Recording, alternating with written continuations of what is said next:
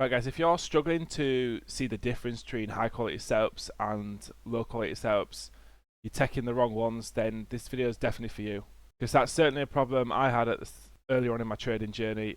Creating one thing, a checklist, solved many issues for me. So I'm going to help you guys today and teach you how you can use this checklist specifically to be much more consistent and stop taking low quality setups.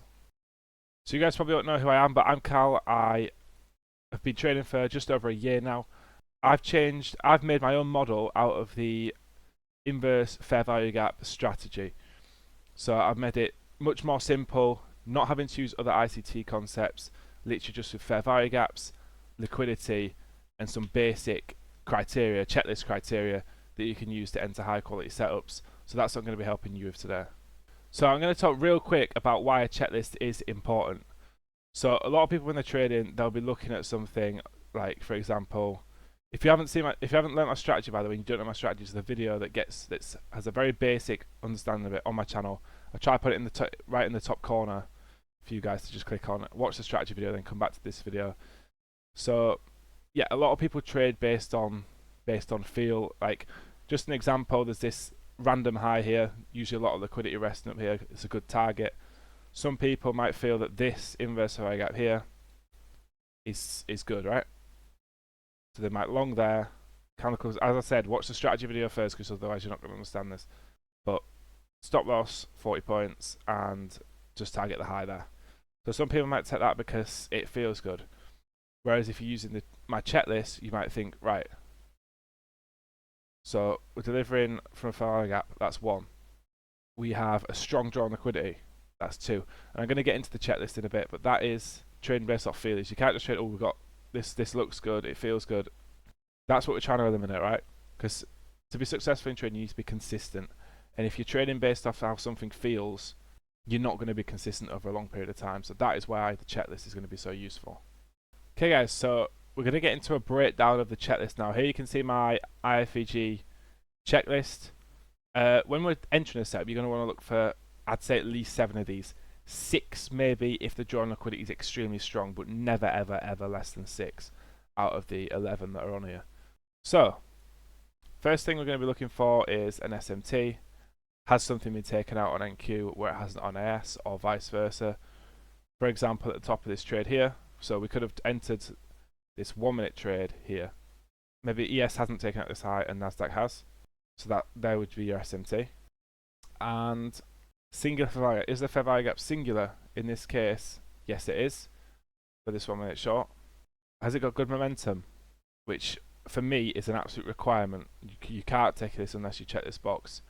Now, do we absolutely blast through the fair value gap? Not really. But do we see any bullishness in that, or are we just constantly coming down through the gap? Yes, we've got kind of a doji candle there, but I would say that is good momentum, yes. So there's our third. Is it V-shape? Not really. Is it rapid instant V-shape? Not really. This is where a little bit of discretion comes in, but when you're looking for a V-shape, you're looking for something like this.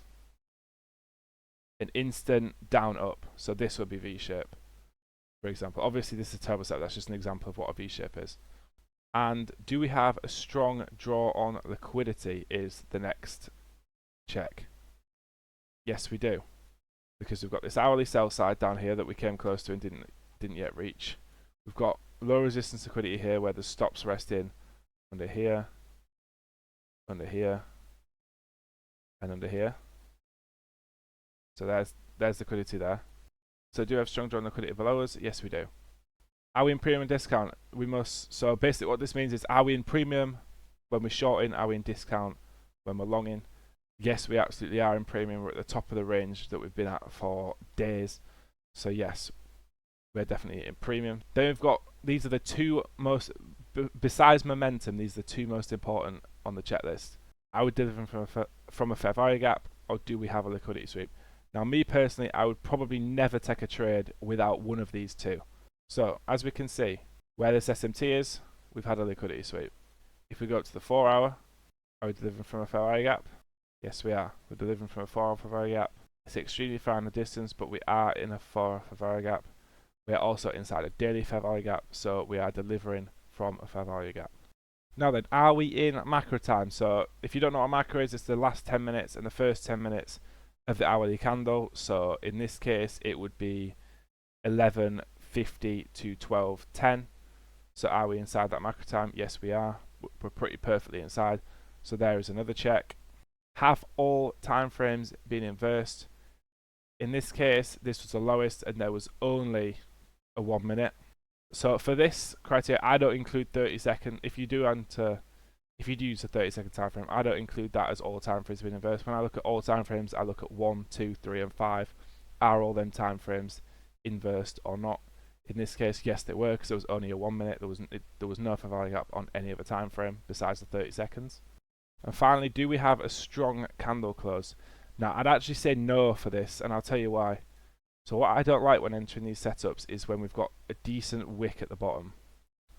Right, so as you can see here, there's a wick at the bottom if it came back up. I don't like that sign of rejection, especially before you're entering. What you want to see is, you see this kind of like this, if this sort of closed down here, that would be absolutely perfect. No wick at the bottom. That would have classed as good candle close. But I wouldn't really class as a good candle close. If it was a bit lower down, or it was a stronger candle, then yeah. But in this case, no. So then what you've got to do is add them up, and obviously this is going to take some practice getting used to doing this in live time, but as setups are forming, you're going to have to start looking at your checks. So you're thinking, oh, have we got an SMT? Yes, we have. Okay, so we've got an SMT for this setup. Is the fair value gap forming going to be singular? Yes, it is singular. You can tell that before we inverse. There's only a couple that you can't check afterwards, which is strong candle close and V-shape. You don't always know, and of course good momentum. You don't always know that's going to happen until the candle's closed, in which case you can do the criteria before that. Realize that we've got, okay, so we've got 5 or 6 checked.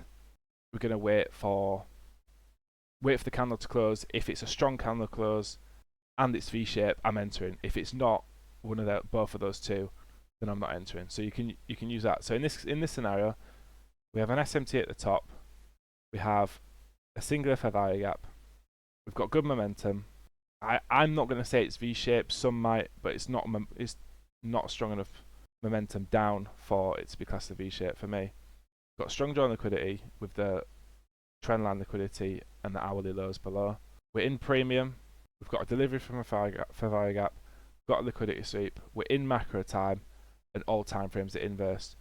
So this trade here is actually a 9 out of 11 entry criteria.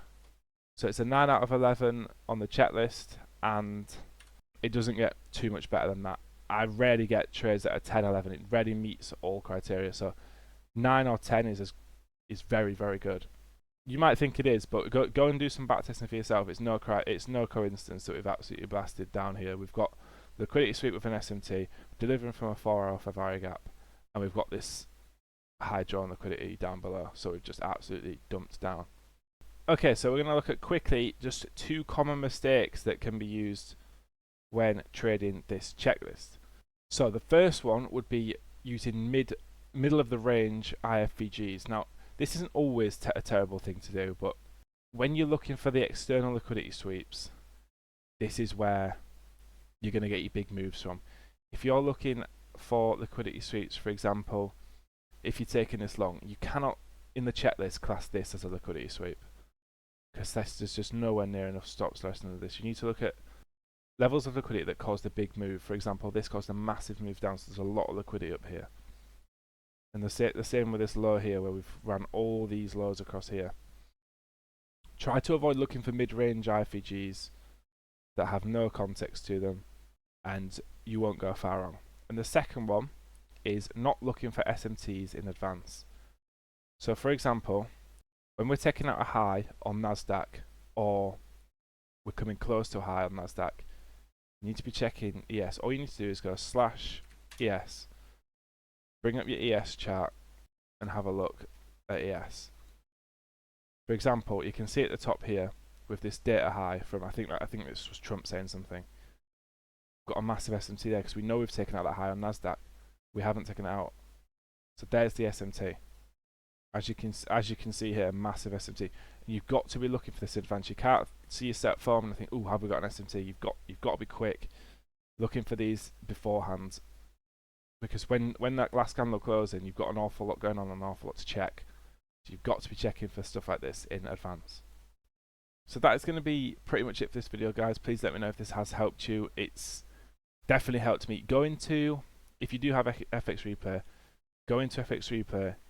Use this checklist. You can create checklist in FX Replay now. Use this, create this, and back test using this checklist. I can't tell you how much it's changed my trading experience. Trade based off a checklist, and it'll make it so much easier. Make sure there's momentum. Make sure you trade in line with the draw and liquidity if you can, which is going to take some time to learn. Finally, join the Discord, get this checklist, this exact file for free. Interact and learn the strategy, guys. I'll see you guys in there. Thanks for watching.